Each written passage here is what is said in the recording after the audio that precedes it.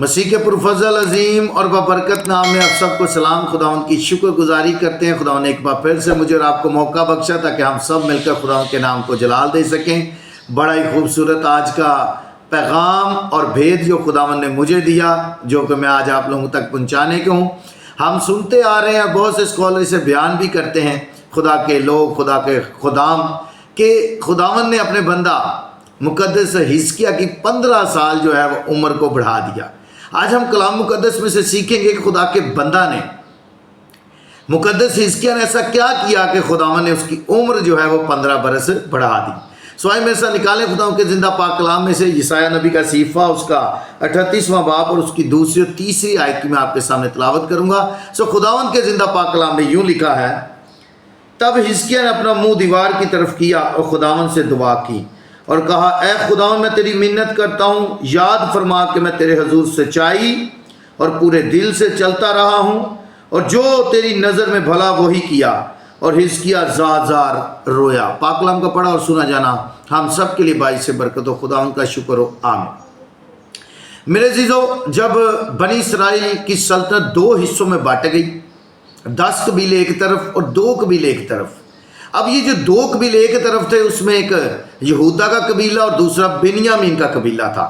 اور جو یہودا کا قبیلہ تھا، اس کا اقتدار حزقیہ بادشاہ نے سنبھالا، اور جب اس نے اس کا اقتدار سنبھالا، اس سلطنت کو سنبھالا، تو اس کی جو عمر تھی وہ 25 برس تھی، اور اس نے ٹوٹل 29 برس یعنی 29 برس اس نے 29 ایئر جو ہے اس نے وہ اقتدار یہودا کی سلطنت کو سنبھالا، اور اب بھی اس کو اقتدار کو سنبھالے ہوئے 14 برس ہوئے تھے، یعنی یہ ٹوٹل ابھی 39 برس کا ہوا تھا۔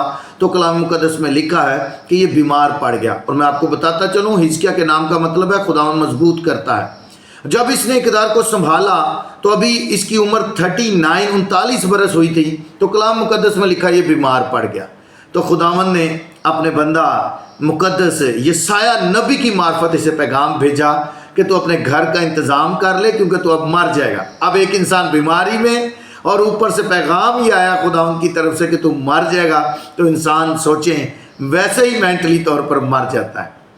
کلام مقدس میں لکھا ہے کہ جب اس کو پیغام ملا تو اس نے کیا کیا، اپنا منہ دیوار کی طرف کیا، اور کلام مقدس میں لکھا ہے اس نے خداوند سے کہا، غور سے ان الفاظوں کو سنیے گا، اس نے کہا، خداوند میں نے سچی توبہ کی، اپنی بری روشوں کو ترک کیا، اور خداوند اپنا آپ تیرے سپرد کیا، اور ہر ایک وہ کام کیا جو تیری نظر میں بھلا ہے، اور خداوند تو مجھے ہمیشہ میں تیرے ساتھ سچائی سے چلتا رہوں۔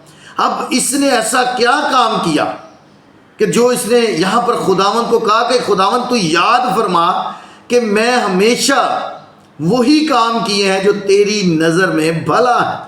آج کلام مقدس میں سے یہ دیکھیں گے کیسے ایسے کون سے کام تھے جو خدا کے بندہ مقدس حزقیہ نے کیے، جو خداوند کو یہاں پر وہ یاد فرما رہا ہے۔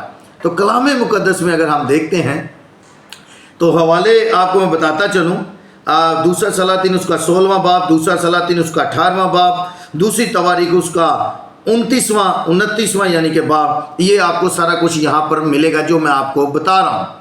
تو کلام مقدس میں لکھا ہے، جب اس کا باپ آخذ جو اس نے حکومت کو سنبھالا، سلطنت جب وہ اپنے اقتدار میں آیا، یہ جو مقدس حزقیہ ہے اس کے باپ کا نام آخذ ہے، اور یہ منسی کا باپ ہے، یعنی اس کا جو بیٹا تھا وہ منسی اور اس کے باپ کا نام آخذ ہے۔ جب اس کا باپ آخذ، بادشاہ آخذ اقتدار میں آیا تو اس نے کیا کیا، سب سے پہلا کام اس نے جو کیا، اس نے اونچے مقام تعمیر کروائے۔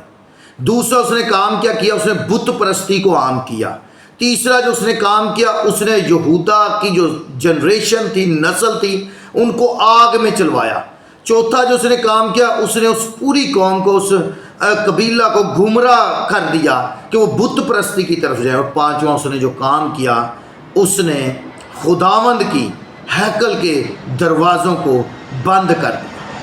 یہ جب اس کا باپ اقتدار میں ہے تو اس نے یہ سارے کام کیے، یہ آپ کو ملے گا دوسرا سلاطین میں بتا چکا ہوں اس کے 16ویں باب میں اور 18ویں باب میں۔ جب یہ جو بادشاہ ہے حزقیہ بادشاہ، یہ اقتدار میں آیا تو اس نے کیا کیا، کلام مقدس میں آئے میرے ساتھ نکالیں، جو اس کے باپ نے کام کیے تھے اس نے ان سارے کاموں کو خداوند کے آگے رکھا۔ اور جب یہ اقتدار میں آیا تو اس نے، آئے میرے ساتھ نکالیں دوسرا سلاطین اس کا 18واں باب، اور میں آپ کے سامنے پڑھنے لگا ہوں اس کی 4 آیت سے۔ جب یہ حزقیہ اقتدار میں آیا تو اس نے کیا کیا، اس نے اونچے مقاموں کو دور کر دیا۔ پہلا جو اس نے آتے اقتدار میں کام کیا، اس نے اونچے مقاموں کو دور کیا۔ دوسرا اس نے کام کیا، ستونوں کو توڑا۔ اور تیسرا اس نے جو کام کیا، اس نے یسرتوں کو کاٹ ڈالا، اور اس نے پیتل کے سانپ کو جو موسیٰ نے بنایا تھا چکنا چور کیا۔ جب بنی اسرائیل قوم بزرگ موسیٰ کوہ حورب پر گئے، کوہ سینا پر گئے خداوند سے جو بھی رفاقت تھی کرنے کے لیے، اور نیچے بنی اسرائیل قوم نے کیا کیا، انہوں نے ایک بچڑا بنایا، اور خداوند نے کلام مقدس میں لکھا ہے کہ اس روز 23,000 لوگ ایک دن میں سانپوں کے کاٹنے سے مرے۔ اور خداوند نے موسیٰ سے کہا کہ اپنے بندہ سے کہ اگر تو ایک کام کر، ایک بلی لے، اس کے اوپر ایک پیتل کا سانپ بنا، جو اس پیتل کے سانپ کو دیکھے گا، سانپ کا ڈھسا ہوا جب اس کو دیکھے گا وہ بچ جائے گا، وہ زندگی پائے گا۔ تو جب یہ جو لوگ تھے اس کے باپ آخذ کے زمانہ میں، یہ اس سانپ کے آگے، اس بلی کے آگے جو موسیٰ نے بنائی تھی اس کے آگے سجدہ کرتے تھے، بت پرستی کرتے تھے، اور اس کے آگے قربانیاں گزرانتے تھے۔ لیکن جب اس کا بیٹا بادشاہ حزقیہ اقتدار میں آیا تو اس نے کیا کیا، اس سانپ کو 3 نمبر پہ چکنا چور کیا۔ اور کلام مقدس میں لکھا ہے کہ لوگ اس کے آگے بخور جلاتے تھے۔ اور اس کے بعد اس نے جو کام کیا ہے، آگے دیکھیں 5ویں آیت میں، خداوند اسرائیل کے خدا پر توکل کرتا تھا۔ اور یہ اس کا 5واں کام تھا کہ اس کے بعد یہودا کے سب بادشاہوں میں اس کی مانند ایک نہ ہوا، اور نہ اس سے پہلے کوئی ہوا تھا۔ اب اس نے جب اقتدار میں آیا تو اس نے سب سے پہلے ان ستونوں کو توڑا، اونچے مقاموں کو توڑا، یسرتوں کو کاٹ ڈالا، وہ سانپ کو چکنا چور کیا، اور اس کا توکل بھروسہ اپنے زندہ خداوند یہوہ پر تھا۔ اس نے جب یہ کام کیے، اور اس نے ہر ایک وہ کام کیا جو خداوند کی نظر میں بھلا تھا۔ جب اس نے یہ سارے کام کیے ہیں تو اس نے خداوند کو یہاں پر وہ یاد کروایا کہ خداوند میں نے ہر ایک وہ کام کیا جو تیری نظر میں بھلا ہے۔ اور کلام مقدس میں لکھا ہے خداوند نے اپنے بندہ یسایہ سے کہا کہ تو واپس جا اور میرے بندہ سے کہا کہ میں تیری عمر 15 برس بڑھا دوں گا۔ اب دیکھیں اس نے جو کام کیے، خدا کے بندہ مقدس حزقیہ نے، اس نے خداوند کو یاد کروائے اور کہا خداوند تو ان تمام تر کاموں کو یاد فرما کہ میں نے ہر ایک کام وہ کیا ہے جو تیری نظر میں بھلا ہے۔ آج میرے عزیزوں اپنی زندگیوں پر غور کریں، ہم ایسا کون سا کام کر رہے ہیں کہ جب ہم مشکل میں، پریشانی میں، مصیبت میں، اور خداوند کو یاد کروا سکیں کہ خداوند یاد فرما میں تیرے حضور پورے دل سے، سچائی سے چلتا رہا ہوں، سچی توبہ کیا، بری روشوں کو ترک کیا، اور ہر ایک وہ کام کیا جو تیری نظر میں بھلا ہے۔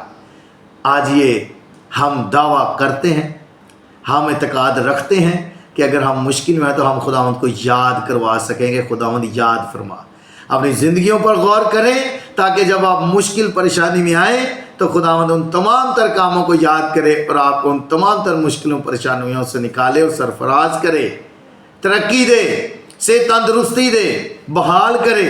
ہم تو یہاں پر توبہ کرتے ہیں اور پھر اسی غلامی کے جوئے میں پھر جت جاتے ہیں، یہاں پر توبہ کرتے ہیں پھر اسی غلامی کے جوئے میں جت جاتے ہیں۔ آپ اپنی زندگیوں پر غور کریں، کتنے لوگ نئے سرے سے پیدا ہوئے اور پھر سے اسی غلامی کے جوئے میں جت جاتے ہیں جا کر۔